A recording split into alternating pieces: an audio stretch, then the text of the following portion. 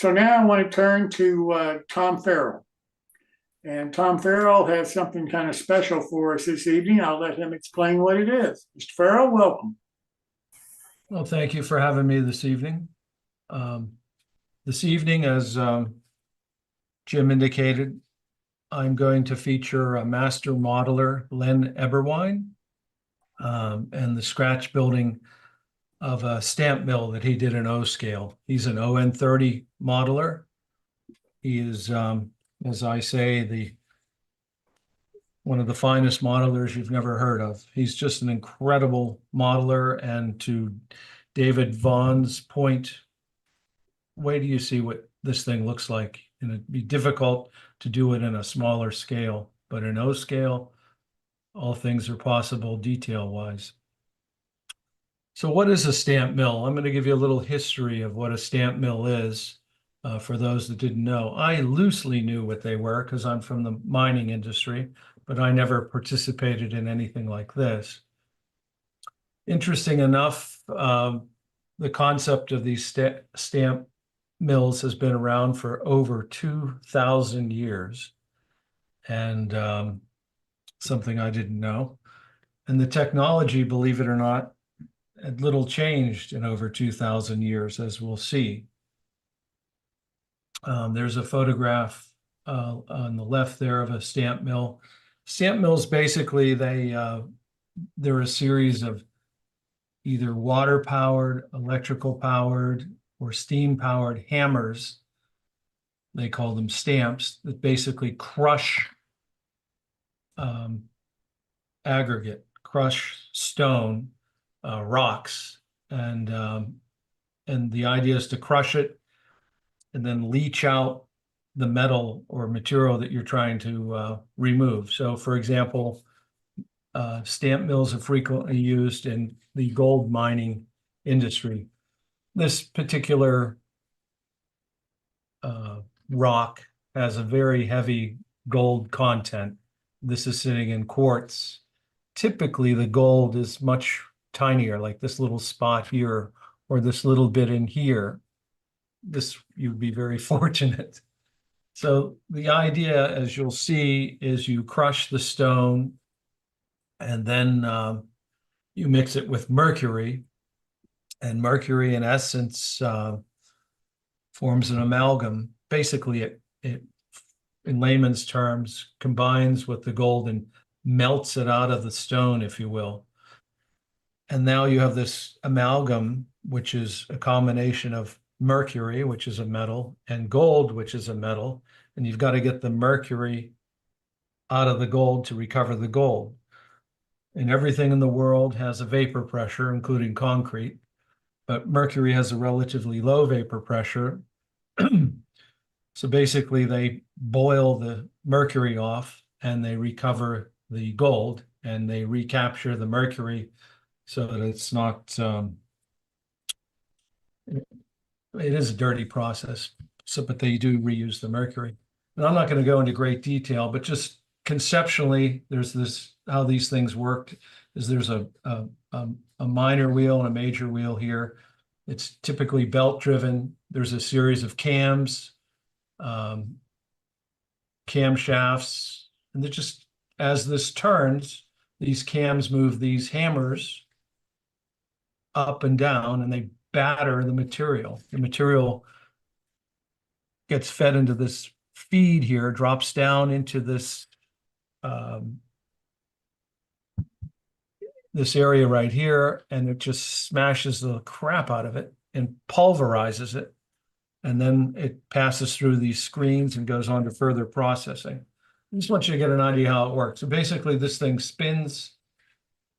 These hammers are working up and down, up and down, up and down, crushing the aggregate, the rocks, pulverizing it so that when you mix it with mercury, you leach out the gold. They also use this process for copper and silver.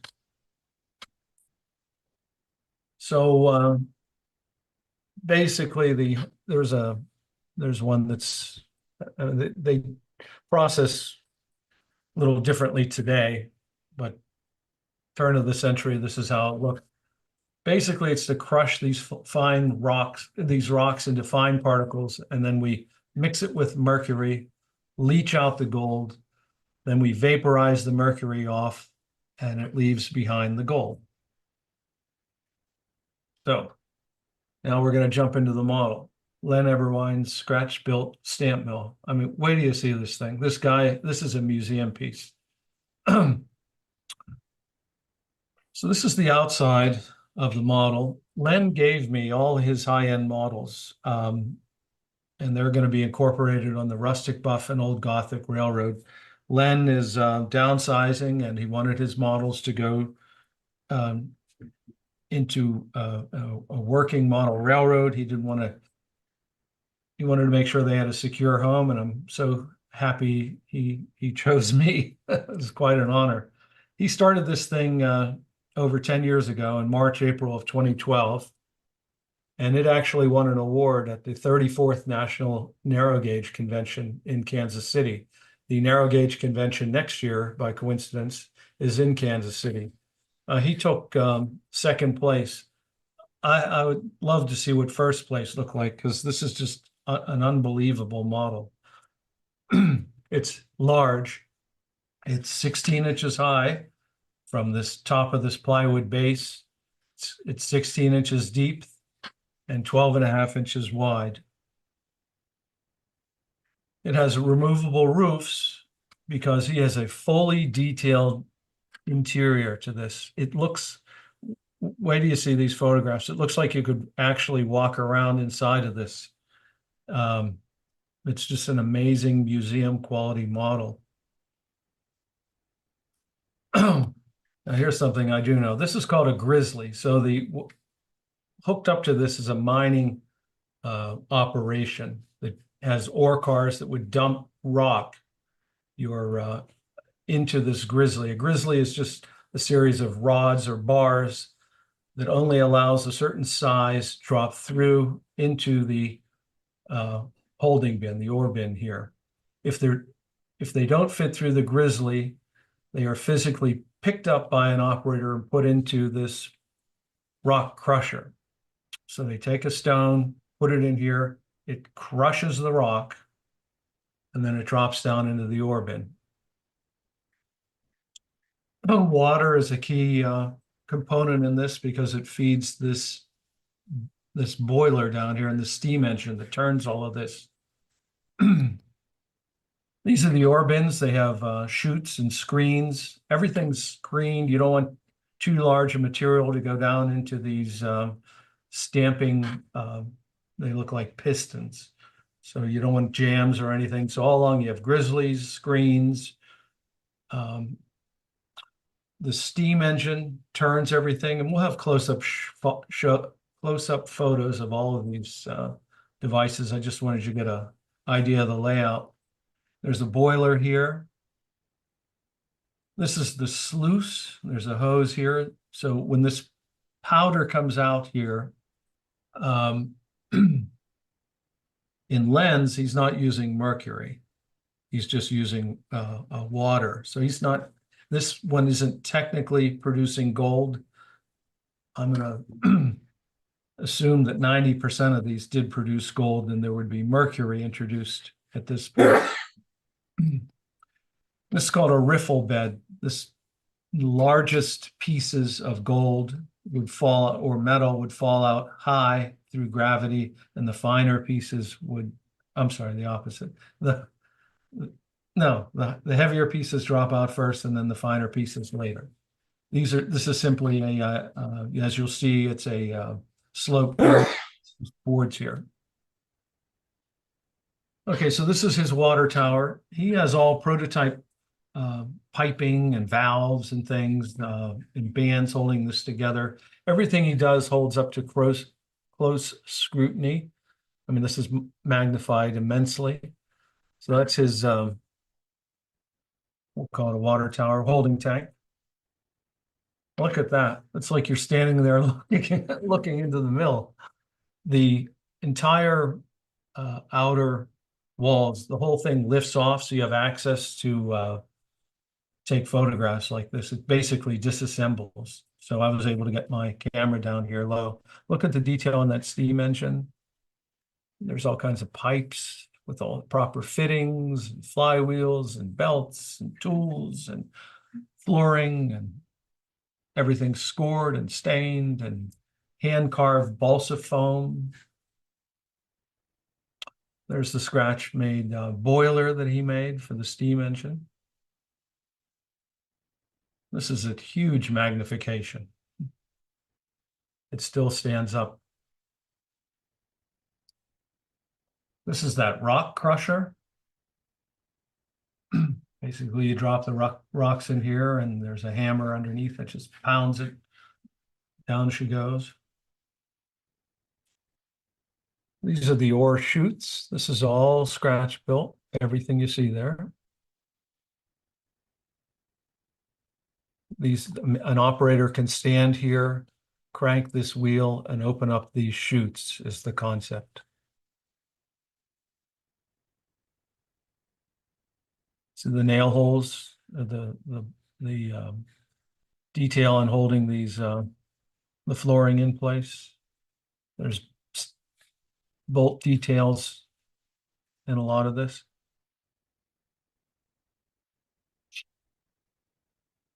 This is for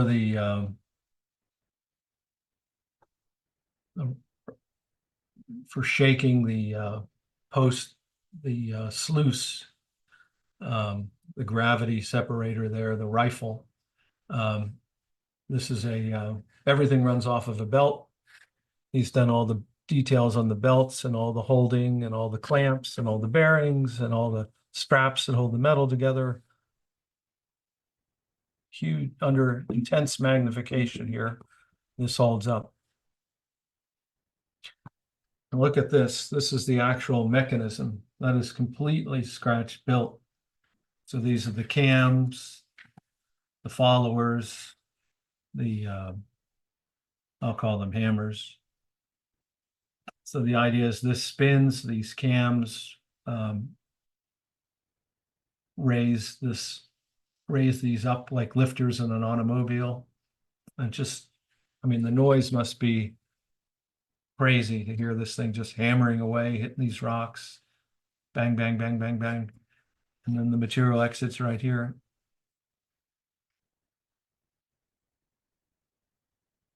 Isn't that incredible? It's like you're looking at the real thing. I mean, it really looks real. And that's an O scale. He's an On30 modeler. So the powdered material, there's water introduced here, and the powdered material comes out and runs down this slope.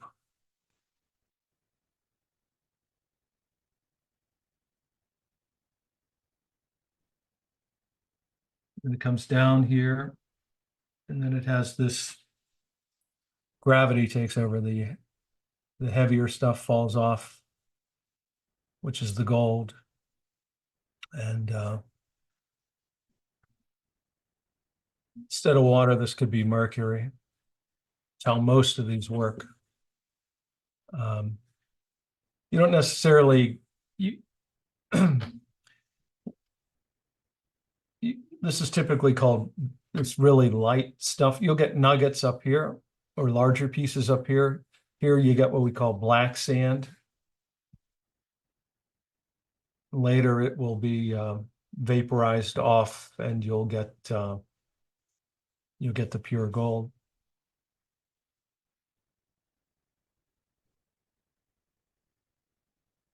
So that's Len himself, and that's his stamp mill. Yeah. Beautiful model.